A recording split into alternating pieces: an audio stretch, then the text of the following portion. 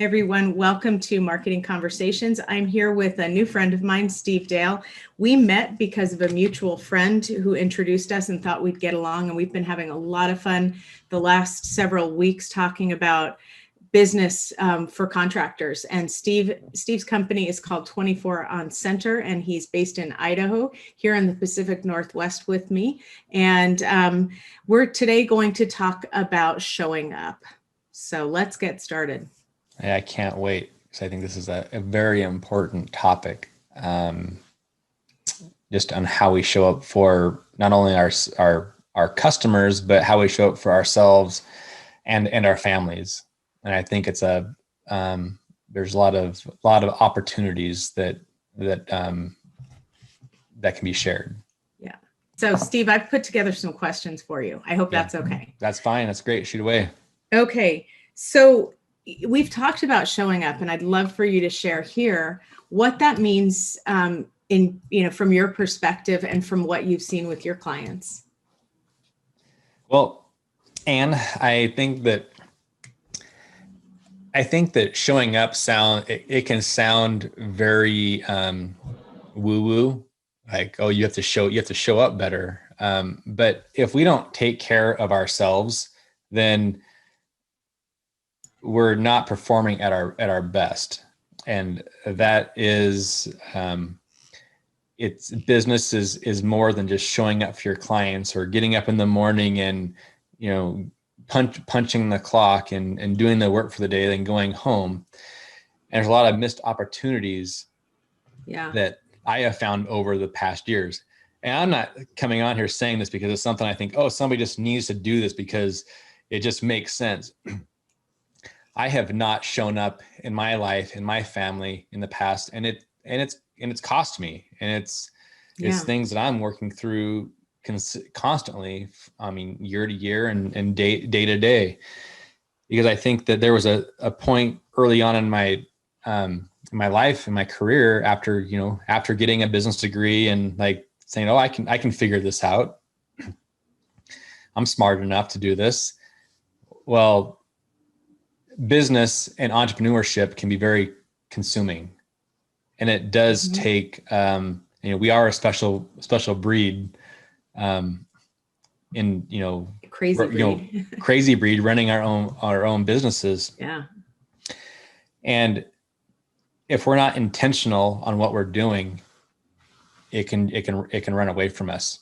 That's exactly what I was thinking, is that to show up. As you're talking, I'm thinking, when you show up to something, you're thinking about what you're doing and getting there, and just, I guess the opposite would just be being, you can show up to work.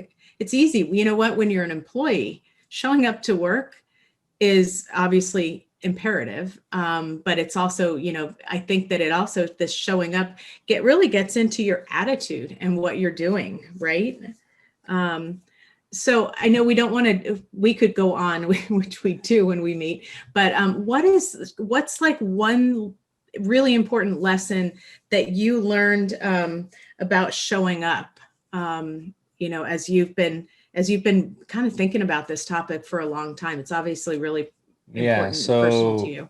Yeah. So we could go long, and we're not going to, because we want you all to be able to watch and listen to this. I think for one thing in my life that was important is I thought that by being in the same house with my wife and my kids, that was good enough.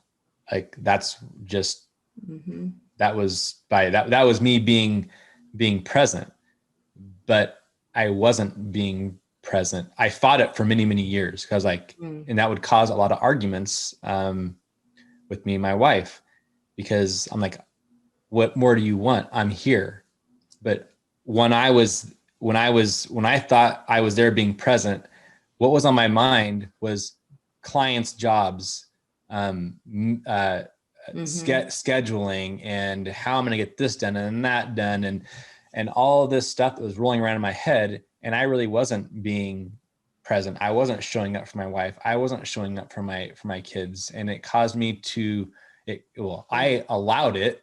And I'm not saying it caused. So I allowed it to consume my life and work weekends and holidays and missed vacations. And that's how it really affected me. And I was very consumed with that early on. Yeah. And Well, it it's affected. easy to be, right? It is. The business can suck you in. Yeah. And so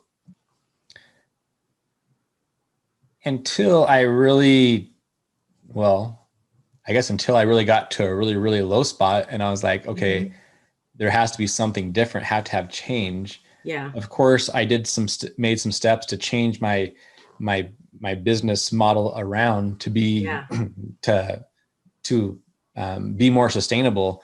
But what the biggest thing is when I started really working on myself, and not thinking there was not a problem with me when there was, because when we keep doing the same things over and over and over and over again, there is a common denominator, and more often than not, we're the one. It's us. Whether it's a good common denominator or a negative whether one. It's good or negative, and until we recognize that, there's not many things that we can do to improve, because any steps that we do to improve, we'll take some steps back.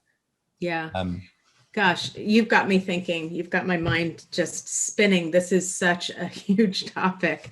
But as we wrap up, because we wanted to keep this on the shorter side, but it seems like obviously with showing up, it's showing up for work, and it's also showing up in our personal lives and being there, kind of being present, right? Yeah.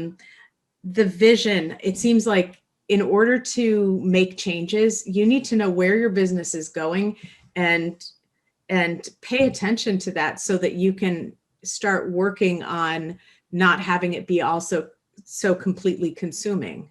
Does that make sense? It does. And I think too, there's a couple points in that, is that you want to make sure where your business is going. Yes. But you want to know and make sure where you're going as a person, where your family wants to go, and you need to know where your employees, like, you want to make sure you know where they're looking to go, where they're headed, what's their vision in life, because you want to make sure everything's aligned properly. And I would just say, and really wrapping this up, is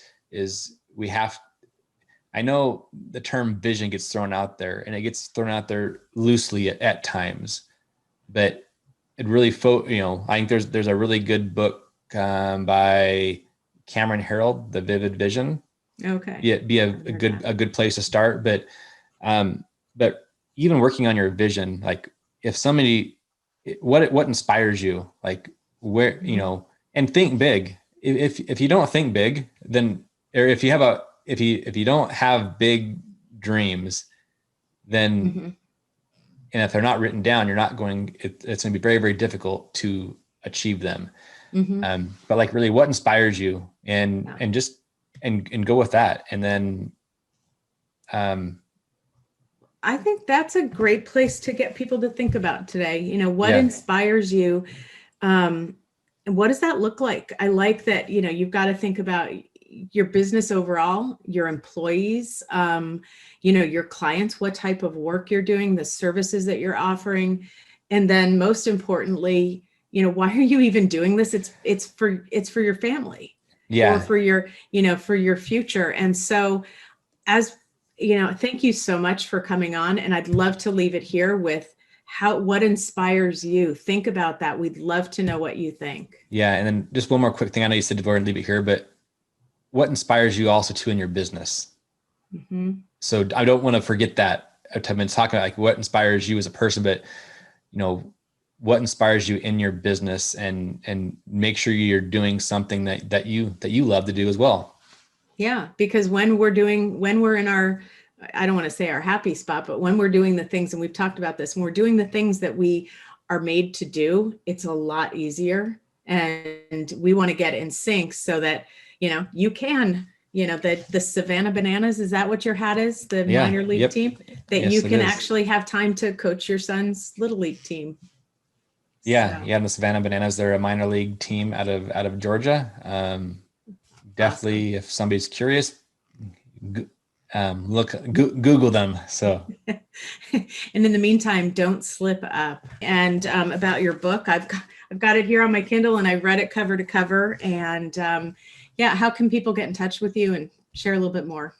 hey, thanks, Ann. So my company is I ended up writing the book, The Profitable Contractor, that is just I just finished up with, and it talks about how we by attracting better clients, how we can actually have just better profits in our whole life, more revenue in our bank accounts, better relationships, work for better people, just have a better just a better purpose in life. We're not just spinning our wheels. So that's what I help my clients with, is attracting better clients, being more profitable, and actually having a business and a life that they actually enjoy.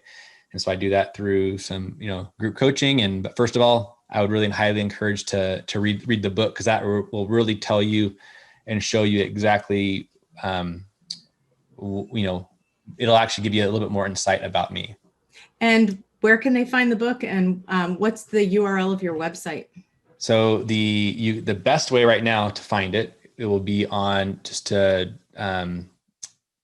we can put a link in the comments, but it's going to be to Google The Profitable Contractor by Steve Dale, and it is available on Amazon. So it will be available on my site here shortly. At the time, Amazon is the best way.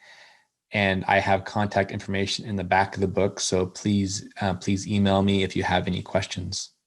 Good to spend time with you again, Steve. Thanks. You as well, Ann. Thank you very much.